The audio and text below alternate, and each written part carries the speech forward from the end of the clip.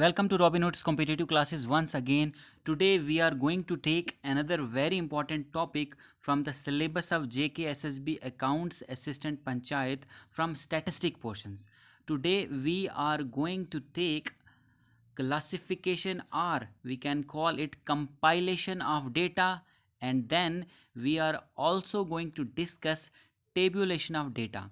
In the previous video of the same statistic portion, we discussed about collection of primary and secondary data. We discussed various methods of collecting primary and secondary data. First of all, I tried to define what is primary data and what is secondary data, and then I gave you various methods like questionnaire, like observation, like interviews, like schedules. We have discussed that thing in the previous video in great detail. I would request you to watch that video also, so that you have the clear cut idea what we are dealing with, because it goes like chronologically. If you watch that video, you will be able to understand fully. So before starting this video, I would request you to please do subscribe this channel if you are new, and let's begin. Today we are going to discuss classification, or in other words compilation and tabulation of data. We have collect the data now. हमने data collect कर दिया, जिसके लिए बहुत सारे method आपको मैंने बता दिए, जैसे कि ऑब्जर्वेशन, इंटरव्यू हो गया, उसके बाद क्वेश्चनेयर दे देते हैं, और या फिर स्केड्यूल्स. नाउ आपने डेटा कलेक्ट कर दिया. अब आपने क्या करना है, उस डेटा को उसको कंपाइल करना है, उसके अलग अलग ढेर बनाने हैं, कंपाइल करना है, एंड और आसान करने के लिए टेबुलेट करना है, ताकि आपको क्या हो, you will be easily able to find that data. आप इजीली यूज़ कर सकें उसको, वो गुम ना हो जाए. तो दैट इज़ वाई आपके सिलेबस में ये इंक्लूड किया गया है. बीइंग एन अकाउंट्स असिस्टेंट, आपको you have to deal with data throughout your job. So आपको आना चाहिए classification and tabulation of the data. तो the data collected for the purpose of a statistical inquiry sometimes consists of fairly simple figures which can be easily understood without any special treatment, but more often there is an overwhelming mass of data. क्या होता है, कभी कभी data simple होगा नहीं, मगर आमतौर पे क्या होता है कि डेटा बहुत ज़्यादा हो जाता है. सो उस प्रॉब्लम को कैसे सॉल्व किया जाए, in order to make the data simple and easily understandable, the first task is not condense and simplify them. मतलब आपने क्या करना है, उस डेटा को इन सिंपल वर्ड्स, जो आपको इतना सारा डेटा है उसको आपने क्या करना है, उसको इस तरह कंपाइल करना है ताकि वो आपको इजीली अंडरस्टैंड हो जाए. यही सब कुछ इस पैराग्राफ में लिखा हुआ है जो आपके सामने है. तो the procedure adopted for this purpose is known as methods of classification, और इन सिंपल वर्ड्स कंपाइलेशन और टेबुलेशन, जो आगे हम पढ़ेंगे. अब classified and arranged facts speak themselves. Unarranged, unorganized, they are dead as mutton. Professor J.R. Hicks ने कहा है कि अगर डेटा ऑर्गेनाइज्ड हो तो वो काम का है, अदरवाइज वो क्या है, एक डेड मीट है. तो दैट इज़ वाई ये इम्पोर्टेंस है क्लासिफिकेशन और कंपाइलेशन ऑफ द डेटा की.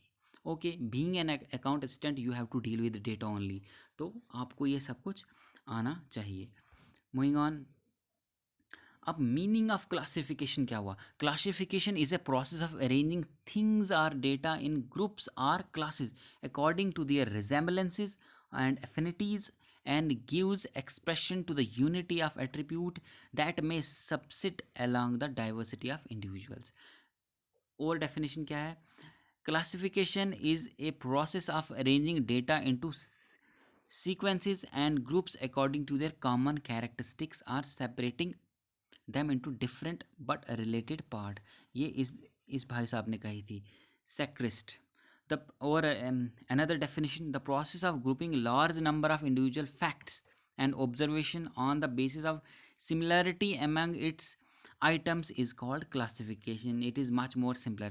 A stock ने कही थी एंड क्लार्क ने कही थी ये डेफिनेशन। तो क्लासिफिकेशन सिंपल, ये आपको कुछ डेफिनेशंस यहाँ पे दी गई है कि इनको क्या करना है, ग्रुपिंग करनी है इंडिविजुअल फैक्ट्स की, ऑब्जर्वेशन की, ऑन द बेसिस ऑफ क्या, सिमिलैरिटीज़। मतलब एक जैसा डाटा आपने, सिमिलर डाटा अलग कंपाइल करना है और दूसरा सिमिलैरिटी मतलब अलग अलग कंपाइल करना है, so that it is easily, you can easily find that data and disperse it, और जहाँ यूज़ होना है वहाँ यूज़ हो जाएगा। अब फर्दर क्लासिफिकेशन और कंपाइलेशन को समझने के लिए क्या है, कुछ कैरेक्टरिस्टिक्स होते हैं कंपाइलेशन या क्लासिफिकेशन। क्या है characteristics? Classification performs homogeneous grouping of data. Classification क्या करती है, होमोजेनियस ग्रुप डेटा, मतलब एक होमोजेनियस मीन्स एक जैसा, उनको अलग कर देती है। Second, it brings out points of similarities and dissimilarities. वो भी अगर डेटा आया तो उसमें सिमिलैरिटीज़ किसमें कितनी है, डिसिमिलैरिटीज़ कितनी है, वो भी पता लग जाता है कंपाइलेशन या क्लासिफिकेशन से। The classification may be either real or imaginary. Okay, classification is flexible to accommodate adjustments. Classification ऐसी होनी चाहिए कि फ्लेक्सिबल भी होनी चाहिए। फॉर एग्जांपल आपने एक कंपाइल कर दिया, एक ढेर लगा दिया आपने डेटा की फ़ाइल की, तो मगर अगर आपको ऐसी सिचुएशन आए कि आपको वो फाइल एक इधर से उधर डालने पे वैसे ही फ्लेक्सिबिलिटी भी रखनी है।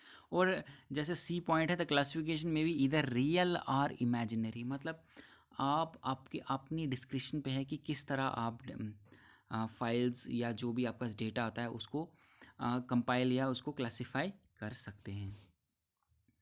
फर्दर, ऑब्जेक्टिव्स और पर्पस ऑफ क्लासिफिकेशन क्या होता है? ऑब्जेक्टिव सिंपल जल्दी से कर लेते हैं। To simplify and condense large data, उनको सिंपलाई, लार्ज डेटा है आपके पास, उसको सिंपलीफाई करने के लिए।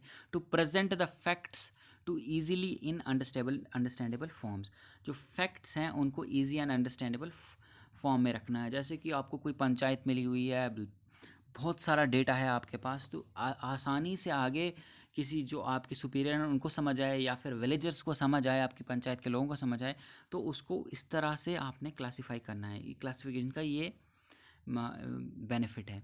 टू अलाउ कंपैरिजन, कंपैरिजन हो जाएगा डेटा में।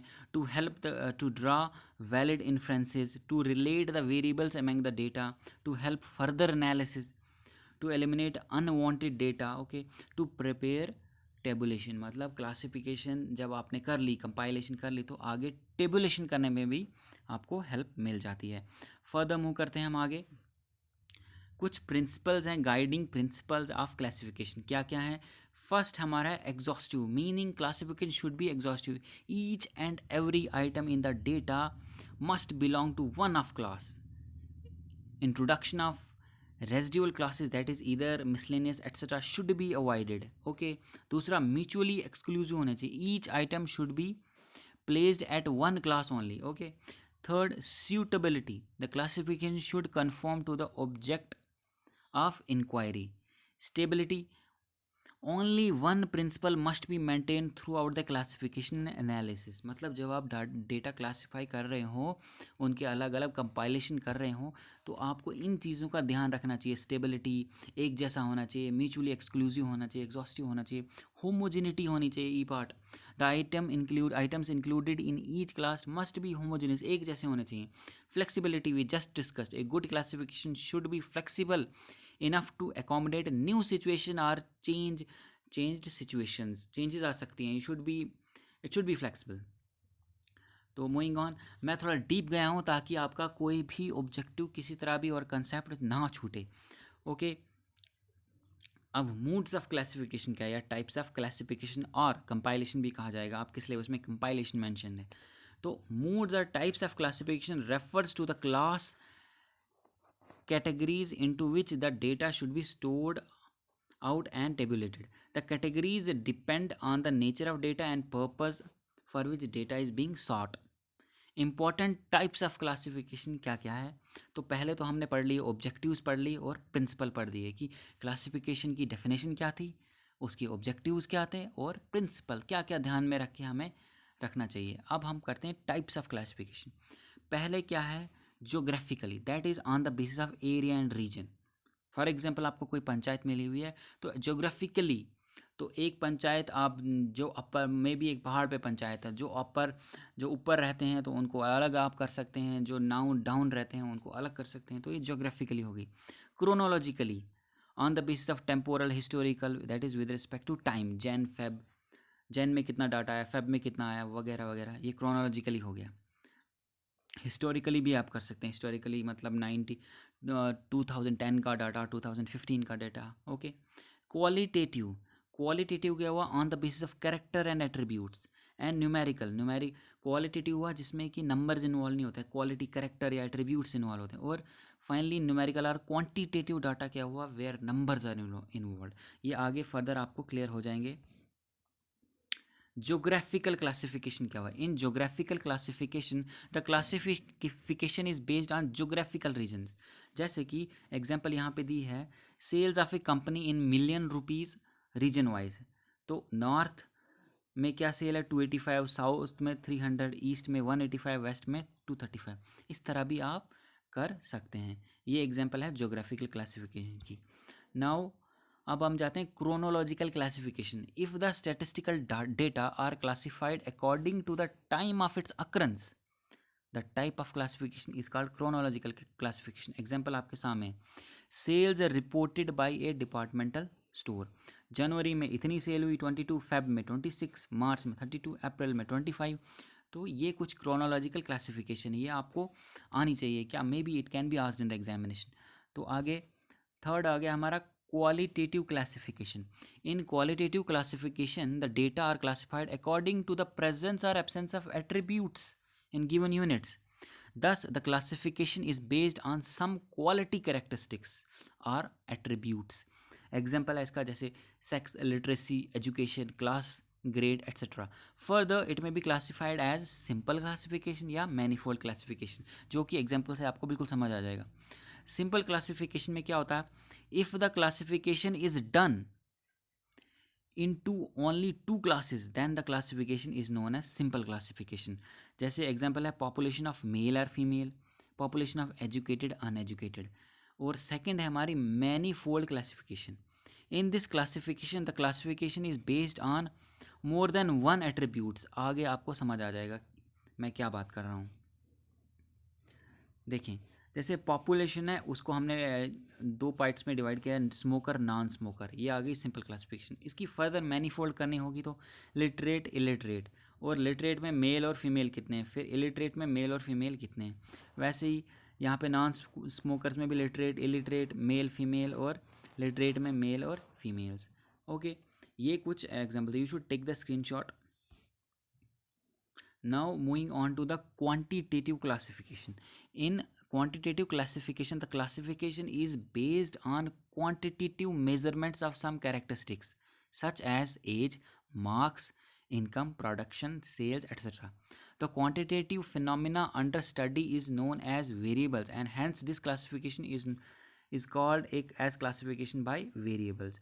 इसमें वेरिएबल्स इन्वॉल्व होते हैं। फॉर एग्जांपल, इसकी सिंपल एग्जांपल देता हूँ। फॉर एग्जांपल, आपके स्कूल में आपकी क्लास में 50 स्टूडेंट्स हैं, may be you are a teacher, आपकी क्लास में 50 स्टूडेंट्स हैं और आपने एक एग्ज़ाम लिया उनका, और आप जब अपने एग्ज़ाम लिया टोटल 50 स्टूडेंट्स थे, तो किसी के 10 नंबर आए, किसी के 15, किसी के 20, 25। तो फिर आप उसको किस तरह आप उसको क्लासीफाई करोगे, या क्वांटिटेटिव क्लासिफिकेशन कैसे करोगे उसकी। आप क्या करेंगे, 0 से 10 तक मार्क्स में कितने बच्चे फॉल कर रहे हैं, 5। 10 to 20 मार्क्स जिन बच्चों ने लिए हैं उसमें कितने बच्चे फॉल कर रहे हैं, 7। तो इसी तरह से 20 to 30 में 10, 30 to 40 में 25 बच्चे फॉल कर रहे हैं, 40 to 50 में 3 बच्चे फॉल कर रहे हैं। तो ये आ जाती है हमारी quantitative classification, it involves numbers. तो ये सब था अभी तक क्लासिफिकेशन के बारे में, और compilation, classification oblique compilation, compilation of data. कैसे आपने जो डेटा कलेक्ट किया, प्राइमरी और secondary data, by applying various methods, तो उनको फिर आपने कैसे कंपाइल और क्लासीफाई किया। क्लासीफाई क्यों किया जाता है, उसके ऑब्जेक्टिव्स क्या हैं, और फिर उसके प्रिंसिपल्स क्या हैं। फिर various types of classification, geographically कैसे करनी है हमने, क्वांटिटेटिवली कैसे करनी है, क्वालिटेटिवली कैसे करनी है, ओके, क्रोनोलॉजिकली कैसे करनी है, ये सब हमने डिस्कस कर लिया। Now moving on to the tabulation of data. आपने डेटा कलेक्ट कर लिया, अब आपने क्या करना है, उसका क्लासीफाई भी कर लिया। Now you have to do the tabulation. और टेबुलेशन का मीनिंग पहले क्या होता है, the classification of data leads to the problem of presentation of data. Classification हो गई। The presentation of data means exhibition of data in such a clear and attractive manner that these are easily understood and analyse. Tabulation का एक ही मकसद है कि इस तरह पेश करना है डेटा आपने क्लियर एंड अट्रैक्टिव मैनर में, दैट इजिली अंडरस्टूड हो जाए वो सबको और एनालाइज करने में आसानी हो सबको। There many forms of presentation of data of which the following three are well known. बहुत सारी फॉर्म्स है डेटा प्रेजेंट करने की। कौन कौन सी है? टेक्सचुअल प्रेजेंटेशन, टेबुलर प्रेजेंटेशन और diagrammatical presentation. In your syllabus only tabular presentation syllabus में, तो हम टेबुलर प्रेजेंटेशन पे ही स्टिक रहते हैं। तो सबसे पहले टेबल क्या हुआ? A table is a systematic arrangement of statistical data in rows and columns. ये ऐसे रोज, ये आ गए हमारे पास, कॉलम्स खड़े कर दिए मैंने, क्लियरली दिखेगा आपको। जैसे ये टेबल है, ये कॉलम खड़े कर रहा हूँ और ये यहाँ पे रोज आ गए, तो ये हो गया a table is a systematic arrangement of statistical data in rows and columns. तो आगे फर्दर आपको समझ आएगा। डेफिनेशंस कुछ ग्रेट प्रोफेसर्स की। Table involves the orderly and systematic presentation of natural data in a form designed to elucidate the problems under consideration, it according to L.R. Conner। और moreover, table in its broadest sense is an orderly arrangement of data in columns and rows, which I was talking about according to Professor M.M. Blair। तो इन ये कुछ definitions दी गई थी table क्या होता है। तो बेस्ड ऑन दिस डेफिनेशन यहाँ मीनिंग क्या निकल के आता है? In the light of the about mentioned definition we can say in brief, table is systematic organization and presentation of data in the form of rows and columns, whereas rows are horizontal arrangements and columns are vertical arrangements। okay, जो मैंने diagrammatically आपको दिखा भी दिया। Features of a good table, एक table में क्या feature होने चाहिए? I am going in detail, आपको इतना जाने की ज़रूरत नहीं है, but in order to clear your concept आप ये देख लो। Features of a good table क्या है? Title as compatible with the objects of the study, title उसका क्लियर होना चाहिए जो आप लेना चाहते हो। To facilitate comparison, features to ideal size होना चाहिए, इतना बड़ा भी नहीं होना चाहिए टेबल कि उसमें आप बहुत ही बड़ा, मतलब ज़्यादा बड़ा भी नहीं होना चाहिए और ज़्यादा छोटा भी नहीं होना चाहिए कि आप जो डेटा प्रेजेंट करना चाहते हो वो वहाँ पे आए ही नहीं। स्टब्स होने चाहिए, यूज़ ऑफ ज़ीरो होना चाहिए, हेडिंग्स होनी चाहिए, हेडिंग अच्छे से होनी चाहिए। दूसरा एब्रीवेशंस होनी चाहिए, फुट नोट्स होने चाहिए। फुट नोट्स क्या हुआ? जैसे फॉर एग्जांपल आप एक पेज है, काफ़ी सारी बुक्स में आपने देखा होगा, बहुत सारा एक पेज है टेक्स्ट बुक का, उसमें काफ़ी सारी डिटेल लिखी हुई है और कुछ कुछ ऐसे वर्ड्स होते हैं या कुछ ऐसी फिगर्स होती हैं जिसको आपको मीनिंग नहीं पता है। तो उसका क्या करना है? उसका फुट नोट्स, उसी टेक्स्ट बुक जिसने लिखी है, पेज के नीचे फुट नोट्स लिखे होते हैं, मतलब उन डिफ़िकल्ट वर्ड्स का मीनिंग लिखा होता है। Okay, source of the data, size of the column, simple, economical and attractive होना चाहिए। ये सब ये कुछ था features of a good table. अब हम करते हैं objectives of a good table. Again, to carry out investigation, यही इसका ऑब्जेक्टिव टेबल बनाने का। टू डू कंपैरिजन करने में काम आता है। To locate omission and errors in the data, अगर बाय द वे डेटा में एरर्स होंगे तो वो टेबुलेशन के वक्त ख़त्म हो जाएंगे। To use space economically space use हो रही है। टू सिंप्लीफाई डेटा को सिंप्लीफाई करना है। और क्या? To use it as future reference. तो ये सब आपको क्लियर हो जाएगा मैं क्या बात कर रहा हूँ। अब पार्ट्स ऑफ ए टेबल क्या होते हैं? टेबल नंबर पता होना चाहिए, जैसे टेबल 1.1 वगैरह वगैरह। Title of the table clear होनी चाहिए, कैप्शंस एंड स्टब्स होनी चाहिए, बॉडी होनी चाहिए, प्रेफरेटरी और हेड नोट्स होने चाहिए और फुट नोट्स होने चाहिए, जो मैंने आपको बताया अभी क्या होता है। पार्ट्स ऑफ ए टेबल यहाँ थोड़ा मैंने दिखाया हुआ है इसमें कि सब हेडिंग होनी चाहिए, कैप्शन होना चाहिए, ये टोटल रोज कॉलम, आगे फर्दर आपको क्लियर हो जाएगा। जैसे टाइप्स ऑफ टेबल क्या होते हैं? There are 3 basis of classifying table. Purpose of the table, originality of a table और कंस्ट्रक्शन ऑफ ए टेबल। ये हैं बेसिस ऑफ क्लासिफाइंग टेबल्स। तो kinds of table according to purpose आ गए हमारे पास, जनरल पर्पस टेबल और specific purpose. According to originality हमारे पास है original table, derived table. According to construction है हमारे पास simple one way table and complex table. Complex table is further divide into double way table, triple way table and manifold table, जो आपको आगे further clear हो जाएगा जब examples आप टेबल्स देखोगे एग्जांपल्स में। जैसे according to purpose, general purpose table is that table which is of general use. It is not it does not serve any specific purpose or specific problem under consideration. ये एक general होता है, specific नहीं होता है। Special purpose table क्या होता है? Special purpose table is that table which is prepared with some specific purpose in mind. नाम खुद बता रहा है। अकॉर्डिंग टू ओरिजिनलिटी क्या है? Original table and derive table, जो डायग्रामेटिकली वहाँ था। And original table is that table in which the data is presented in the same form and manner in which they are collected. Okay, simple words हैं। जैसा data collect किया था वैसे का वैसे ही हमने टेबल में डाल दिया, उसको बोलते हैं ओरिजिनल टेबल। डिराइव्ड टेबल में थोड़ा मॉडिफाई करके हम डेटा डालते हैं टेबल के अंदर। A derived table is that table in which data are presented in the form or manner in which these are collected, not present. Instead, the data are first converted into ratios or percentage and then corrected and then presented. तो ये है कि original table और derive table में difference भी आपको पता लग गया। Now according to construction, simple table हो सकता है और कम्प्लेक्स टेबल हो सकता है। कम्प्लेक्स टेबल फर्दर तीन टाइप्स में, जो डबल और two way table, three way table और मैनीफोल्ड टेबल, जो कि आपको अभी पता लगेगा। सिंपल टेबल क्या हुआ? In simple table also known as one way table, data are presented based only on one characteristics। और इसकी एग्जांपल मैं आपको दे दूं, यहाँ पे आपको दिख रही होगी। यहाँ पे ये टेबल दिया गया है, इसमें एक ही कैरेक्टरिस्टिक होगी और उसी के बेस पे हमने टेबल बनाया। जैसे फैकल्टी और नंबर ऑफ़ यूज़र्स। फैकल्टी में आता है साइंस, कॉमर्स, आर्ट्स, और इसमें नंबर ऑफ़ यूज़र आ गए 50, 70, 90, तो total 210।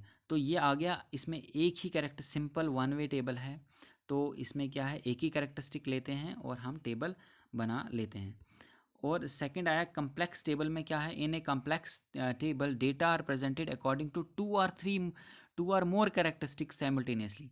The complex tables are two way और three way tables according to whether two or three characteristics are present simultaneously। तो ये आगे आपको क्लियर हो जाएगा। Double or two way table, in such a table the variable under study is further subdivided into two groups according to the interrelated characteristics. इसकी example यहाँ देख लें आप टू वे टेबल की।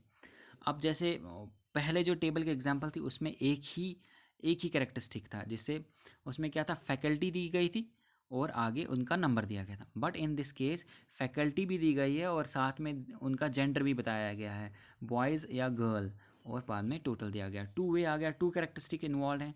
Now three way table में क्या होता है? In such a table the variable under study is divided according to three interrelated characteristics. Example देख लो आप, यहाँ पे थ्री कैरेक्टरिस्टिक्स, एक फैकल्टी तो आ ही गया, बॉयज़ एंड गर्ल्स थर्ड भी आ गया। अब इसमें स्ट्रीम्स भी इन्वॉल्व हैं, फर्स्ट सेमेस्टर नहीं, सेमेस्टर इन्वॉल्व है, first sem, third, second same, first sem, second same. तो ये आगे थ्री कैरेक्टरिस्टिक्स इन्वॉल्व है यहाँ पे। ओके, जैसे फैकल्टी भी आ गया, जेंडर भी आ गया और यहाँ पे सेमेस्टर भी आ गया। ओके, नाउ मैनीफोल्ड में क्या है? In such table provide information about large number of interrelated characteristics in the data set। तो इसकी एग्जांपल यहाँ पे आपको दिख रही होगी। यहाँ पे देखो मैनी, इसमें बहुत सारे कैरेक्टरिस्टिक्स लिए हैं। जैसे फैकल्टी एक आ गई, उसके बाद जेंडर भी आ गया है दो, उसके बाद यहाँ सेमेस्टर भी आ गए और यहाँ पे फिर क्लास भी आ गई, BA first semester and BA second semester. Okay, now you know the difference between one way, two way and three way table. तो ये table you have to deal with numbers being an accounts assistant. तो आपको ये tables के concept सारे के सारे पता होने चाहिए। तो आई होप आपको ये समझ आ रहा होगा। With the help of about discussion we can say that tables help us to represent the data in the form of rows and columns and make it useful for the purpose. तो यही था आज का हमारा topic. तो thanks for watching, please share, subscribe and like, please please share. Thank you very much.